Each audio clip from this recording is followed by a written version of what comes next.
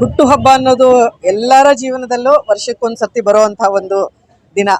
ಆ ದಿನಕ್ಕೋಸ್ಕರ ಎಲ್ಲರೂ ಕಾಯ್ತೀವಿ, ಚಿಕ್ಕ ಮಕ್ಕಳು ಅಂತಲ್ಲ ದೊಡ್ಡವರು ಕೂಡ ಕಾಯ್ತಾ ಇರ್ತೀವಿ. ಸೊ ಅಂತ ಒಂದು ದಿನನ ಇವತ್ತು ನಾನು ನಮ್ಮ ಪ್ರೀತಿಯ ಸಹೋದರರು, ಕಾರ್ಯಕರ್ತ ಸಹೋದರರ ಜೊತೆಗೆ, ನಮ್ಮ ಸಹೋದರಿಯರ ಜೊತೆಗೆ, ಹಾಗೆ ನಮ್ಮ ಮಹಿಳಾ ಮೋರ್ಚಾದಿಂದ ಅಂತೂ ಅವರೇ ಎಲ್ಲ ಆರ್ಗನೈಸ್ ಮಾಡಿದ್ದಾರೆ ಇವತ್ತು.